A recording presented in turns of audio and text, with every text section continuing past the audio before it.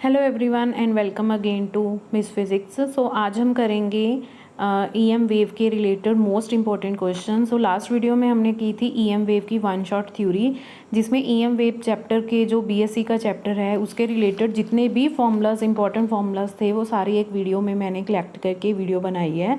So before doing MCQ करने से पहले आप वो वीडियो एक बार ज़रूर देखना, ताकि आपके जितने भी कंसेप्ट है रिलेटेड टू एनी क्वेश्चन वो क्लियर हो जाए।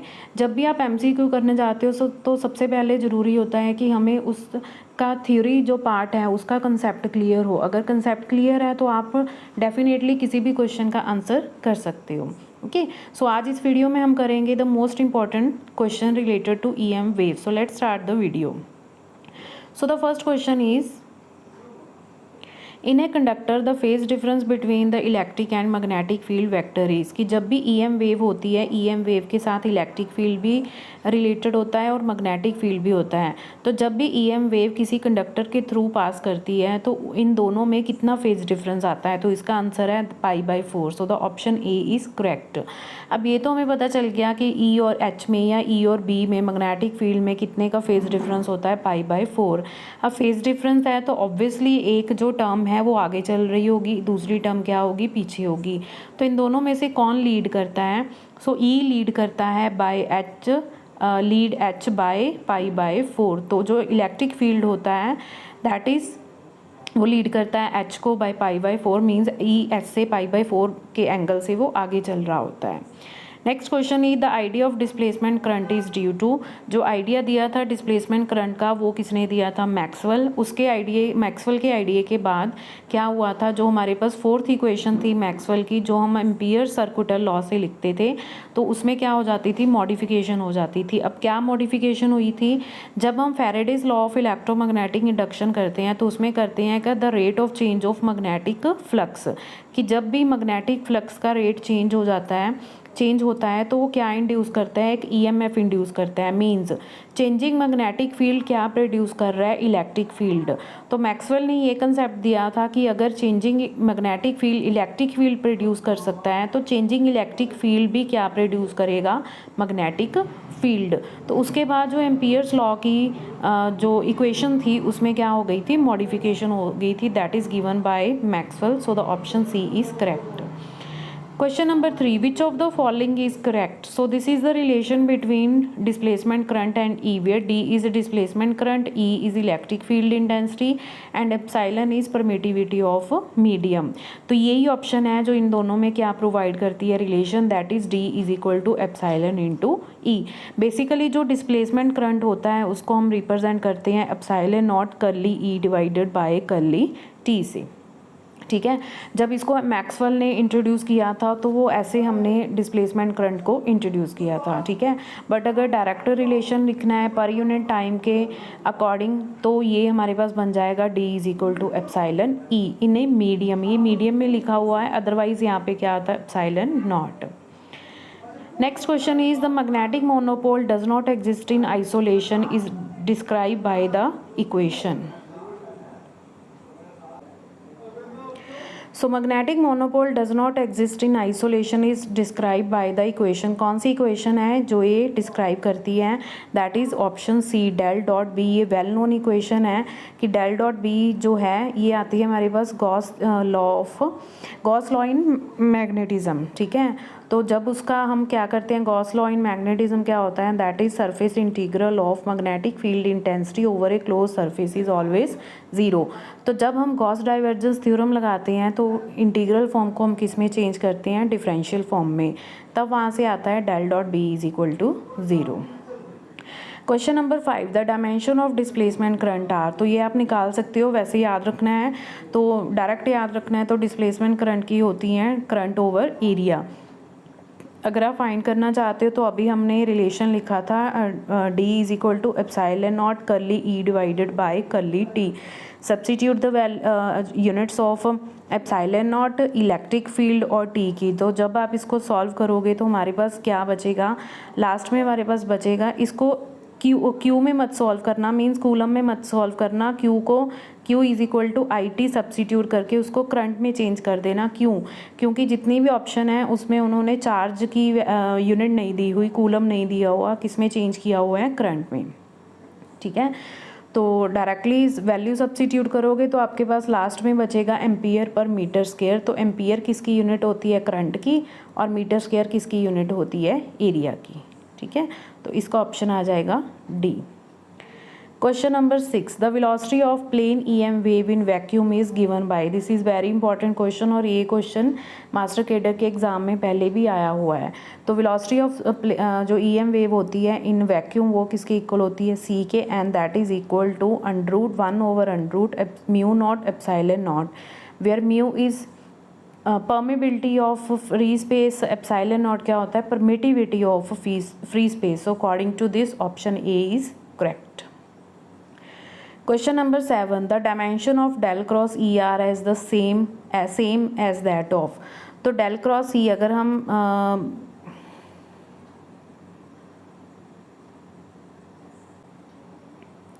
तो ये भी क्वेश्चन को अगर आपको डायरेक्ट याद रखना है कि डेल क्रॉस ई की यूनिट्स क्या होती हैं, तो आप यहाँ से फाइंड कर सकते हो कि डेल क्रॉस ई हमारे पास किसके इक्वल होता है? According to Maxwell equation, that is minus curly B by curly D. तो यहाँ पे आपको मैग्नेटिक फ्लक्स इंटेंसिटी की जो है फील्ड इंटेंसिटी की यूनिट्स फिल करनी है, यहाँ पे टाइम की करनी है। तो जब इसको आप सॉल्व करोगे, अब देखिए इसको आपको किस में सॉल्व करना पड़ेगा? In terms of potential and area. So इसकी जो यूनिट्स आएंगी वो क्या आएंगी? Potential divided by area. So for question number 7 option D is correct. Question number 8, the wave equation for electric field is given by. ये भी important question है कि जो वेव इक्वेशन है फॉर इलेक्ट्रिक फील्ड वो इनमें से कौन सी ऑप्शन उसके लिए करेक्ट है। ठीक है, तो उसमें हमारे पास होता है द वेव इक्वेशन के लिए डेल स्क्वायर ई, ठीक है, इज इक्वल टू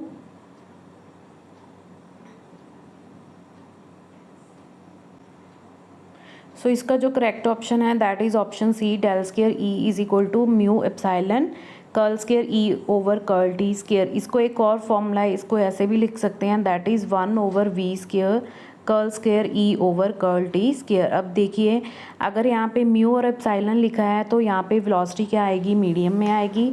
अगर यहाँ पे म्यू नॉट और एप्सिलॉन नॉट टर्म्स हमें दी होती तो यहाँ पे आता 1/c स्क्वायर। तो इस बात का ध्यान रखना है, ये जो क्वेश्चन है आपको ये 4 टर्म्स में आ सकता है। ये म्यू एप्सिलॉन में भी आ सकता है, v स्क्वायर, c स्क्वायर, या म्यू नॉट एप्सिलॉन नॉट में भी आ सकता है। सेम अगर आप वेव इक्वेशन लिखोगे फॉर मैग्नेटिक फील्ड तो E किससे रिप्लेस हो जाएगा? सिंपली B से रिप्लेस हो जाएगा। बाकी जो सारी टर्म्स हैं वो क्या रहेंगी? सेम रहेंगी। ये देखिए नेक्स्ट क्वेश्चन आ गया हमारे पास। So the next question is the wave equation for magnetic field H is given by. तो H के लिए अभी हमें बतानी है, तो इसका आंसर क्या आ जाएगा?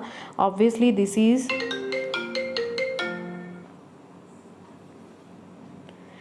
Is option C. ठीक है, so the option C is correct. Question number 10, electromagnetic wave is. जो इलेक्ट्रोमैग्नेटिक वेव होती है that is transverse in nature, ये तो हमें सभी को पता है। ठीक है, so question number 11, the direction of propagation of EM wave is along the direction of। So जो डायरेक्शन होती है propagation of EM wave that is given bye the Poynting vector, and according to Poynting vector S is equal to E cross H। ठीक है, तो ये जो जिस direction में जो डायरेक्शन हमारे पास S की आएगी वही डायरेक्शन क्या होगी? प्रोपेगेशन डायरेक्शन होगी। So the option C is correct. Question number 12, the unit of Poynting vector is. तो यूनिट जो हमारे पास होती है पॉइंटिंग वेक्टर की ये होती है वॉट पर मीटर स्क्वायर। ठीक है, that is power divided by area. तो अगर आप पॉइंटिंग वेक्टर है, अभी देखिए हमने पॉइंटिंग वेक्टर का फॉर्मूला लिखा E क्रॉस H। ठीक है, और दूसरा अगर जब E क्रॉस H की यूनिट्स को आप सॉल्व करोगे in terms of watt and area तो हमारे पास ये आ जाती है term that is watt per metre square. तो इसके अकॉर्डिंगली जो S का हमारे पास फॉर्मूला क्या बन गया? Power divided by area. ये बहुत इंपॉर्टेंट क्वेश्चन है। अब क्योंकि ये जो एक्सप्रेशन है S is equal to E cross H ये तो वेल नोन है। ठीक है, बट बहुत सारे स्टूडेंट्स को ये नहीं पता होता कि इसका जो फॉर्मूला है वो पावर बाय एरिया क्यों आया। तो जब भी हम इसकी यूनिट सॉल्व करते हैं E और H की तो जब इसको सॉल्व करते हैं तो उसमें आ जाता है हमारे पास watt per metre square. So that's why we can write S as power divided by area. Question number 3, which of the following is an expression for Poynting vector. तो अभी हमने लिखा था पॉइंटिंग वेक्टर किसके इक्वल होता है, E cross H, but जो option हमें गिवन है that is in terms of B and mu. ठीक है, तो हमारे पास पता है कि रिलेशन होता है कि क्या होता है, B is equal to mu H. तो एच यहाँ पे किसके इक्वल आ जाएगा, बी डिवाइडेड बाय म्यू. तो ई हमारे पास बन जाएगा E cross B divided by mu. ठीक है, तो इसके अकॉर्डिंगली ऑप्शन डी हमारे पास क्या आ जाएगा, करेक्ट ऑप्शन आ जाएगा. Option D is correct. Question number 14, the characteristic impedance of vacuum to EM wave is nearly. This is very important question. ये आई थिंक या तो मास्टर कैडर के एग्ज़ाम में या फिर लेक्चरर के एग्ज़ाम में, किसी ना किसी एग्ज़ाम में ये क्वेश्चन आया हुआ है, या फिर आई थिंक मेरिटोरियस के एग्ज़ाम में आया था. ठीक है, तो हमें पता है कि बहुत ज़्यादा ये प्रोबेबिलिटी होती है कि जो लास्ट जो भी एग्ज़ाम्स होते हैं कि उनमें से कोई ना कोई क्वेश्चन रिपीट होता है. तो ये क्वेश्चन रिपीट हुआ था, हो सकता है. तो ये है characteristic impedance of vacuum to EM wave is nearly, that is option A. कितनी होती है, 377 ohm. Question number 5, the root mean square value of electric field is given by. So हमें आरएमएस वैल्यू पूछी है इलेक्ट्रिक फील्ड की, तो उसका जो रिलेशन होता है that is option C, E naught divided by √2. Next is, in a conducting medium the displacement currents leads the conduction current by an angle. ठीक है, तो कंडक्टिंग मीडियम में जो डिस्प्लेसमेंट करंट है वो कंडक्शन करंट को कितने एंगल से लीड करता है, दैट इज़ एंगल π/2, 90 डिग्री से वो लीड करता है. ठीक है, so option B is correct. Question number 17, skin depth is. हमें पूछा है कि जो स्किन डेप्थ है उसके लिए कौन सी ऑप्शन सही है. That is proportional to frequency of the wave, proportional to square root of frequency, inversely proportional to frequency, inversely proportional to square root of the frequency. ठीक है, जो हमारे पास स्किन डेप्थ होती है that is inversely proportional to square root of frequency. ठीक है, तो जितनी ज़्यादा फ्रीक्वेंसी होती है स्किन डेप्थ उतनी कम होती है. स्किन डेप्थ बेसिकली होती क्या है कि जब भी कोई electromagnetic wave through a conductor क्या करती है, मूव करती है, तो कितना डिस्टेंस मूव करे सो दैट उसका जो एम्पलीट्यूड है वो 1/e टाइम्स हो जाए ओरिजिनल एम्पलीट्यूड से, इनिशियल एम्पलीट्यूड से. तो वो जितना डिस्टेंस कवर करेगी that is called skin depth. ठीक है, तो जब इसको सॉल्व करते हैं तो इसका जो आंसर आता है मैं आपको बता देती हूँ कि स्किन डेप्थ का फॉर्मूला क्या आता है.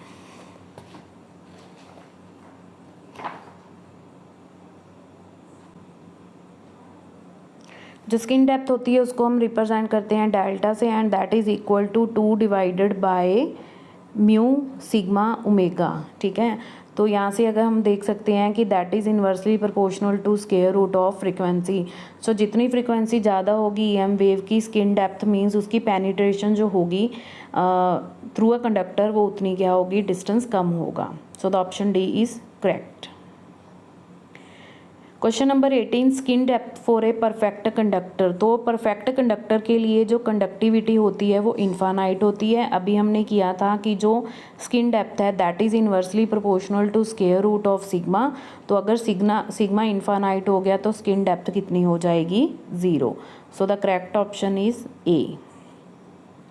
Question number 19, during the propagation of EM wave in a conductor. ये देखिए क्वेश्चन क्या हो गया, रिपीट हो गया. अब पहले क्वेश्चन में क्या था, उन्होंने सिर्फ फेज डिफरेंस पूछा था. अब पूछा है कि कौन लैग करता है, कौन क्या करता है, लीड करता है. तो हमें पता है कि जब भी electromagnetic wave through a conductor move करती है तो मैग्नेटिक वेक्टर है जो लैग करता है by electric field by an angle π/4 radian. So हमारी जो फर्स्ट स्टेटमेंट यही है, magnetic field vector lags behind the electric field by π/4 radian. So the option A is correct. Okay, question number 20, during the propagation of EM wave in a medium. So अगर जब भी electromagnetic wave किसी medium में travel करती है तो उन्होंने पूछा है कौन सी स्टेटमेंट सही होगी? Electric energy density is double than the magnetic energy density, electric energy density is half of the magnetic energy density, both electric and magnetic densities are equal, both magnetic and electric densities are zero. तो इसका जो सही option है that is सी। अब मैं आपको बता देती हूँ कि क्या होता है कि जो हमारे पास EM वेव होती है दैट इज़, उसमें क्या होता है, इलेक्ट्रिक फील्ड भी होता है, मैग्नेटिक फील्ड भी होता है। तो जो इलेक्ट्रिक फील्ड की वजह से एनर्जी आती है that is 1/2 epsilon E not square, ठीक है। और जो मैग्नेटिक फील्ड की वजह से आती है that is 1/2 mu H square. यहाँ पे अगर एप्सिलॉन नॉट लिखोगे तो E नॉट आएगा, क्योंकि वो मीडियम में से ट्रैवल कर रही है। तो यहाँ पे हम क्या करेंगे, यहाँ से नॉट क्या कर देंगे, हटा देंगे, ठीक है। तो दोनों में से एप्सिलॉन के साथ से भी और E के साथ में भी हम नोट क्या कर देंगे, हटा देंगे, ठीक है। अब देखिए जब हम ये वैल्यू सॉल्व करते हैं तो ये दोनों वैल्यू आपस में क्या आती हैं, इक्वल आती हैं, ठीक है। तो इसका मतलब है कि जो दोनों की कंट्रीब्यूशन होती है, दोनों की एनर्जी डेंसिटी, अगर आप डेंसिटी की बात कर रहे हो तो इसको वॉल्यूम के साथ क्या कर देते हैं, मल्टीप्लाई। ये जो एनर्जी होती है that is energy per unit volume, अगर आप DV वाली टर्म नहीं लिख रहे। अगर आपको लिखनी है, डेंसिटी लिखनी है, तो DV के साथ आपको क्या करना पड़ेगा, वॉल्यूम के साथ मल्टीप्लाई करना पड़ेगा, ठीक है। So the option C is correct. Question number 21, in EM wave E and H are, ठीक है। तो E एंड H हमें पता है कोई ना कोई फेज डिफरेंस इनमें होता है, तो ऑलवेज इन फेस ये गलत हो जाएगी, इन फेस इन वैक्यूम ये भी गलत हो जाएगा, नन ऑफ दिस भी गलत हो जाएगा। तो ये आ जाएगा 21 का आंसर A, ठीक है, कि वो क्या होते हैं, आउट ऑफ फेस होते हैं। और कितना फेस डिफरेंस होता है, that is π/4 in a conductor. Conductor में कितना होता है, π/4 का। Question number 22, the magnitude of impedance of a conducting medium to EM wave, ठीक है। जो हमने क्वेश्चन किया था ना, जो जिसकी वैल्यू हमने फाइंड की थी 377 ओम, तो उसके रिलेटेड ये क्वेश्चन है कि magnitude of impedance of a conducting medium, कि जब भी कोई इलेक्ट्रोमैग्नेटिक वेव किसी कंडक्टिंग मीडियम में से ट्रैवल करती है तो वो कितने इम्पीडेंस उसको ऑफर करती है, ठीक है। तो इसका ऑप्शन है, उसका फॉर्मूला क्या है, that is C, that is omega mu divided by sigma, where omega is angular frequency, mu हमारे पास होता है परमिटिविटी ऑफ मीडियम, और सिग्मा क्या होता है, conductivity. Okay, so these are the questions that are important related to the EM waves. अगर आप कोई भी एग्ज़ाम देने जा रहे हो, फिज़िक्स का कॉम्पिटिटिव एग्ज़ाम है, चाहे वो एंट्रेंस एग्ज़ाम है, चाहे वो मास्टर केडर है, लेक्चरर केडर है, then these questions are very important. So don't skip video. अगर आप किसी भी एग्ज़ाम के लिए जा रहे हो तो ये वीडियो आप ज़रूर चेक करना और इसके क्वेश्चंस ज़रूर करना। Stay tuned for next video. अगर आपको कुछ समझ में आ रहा है, अच्छा लग रहा है, then hit the like button and subscribe my channel for more updates. Thank you.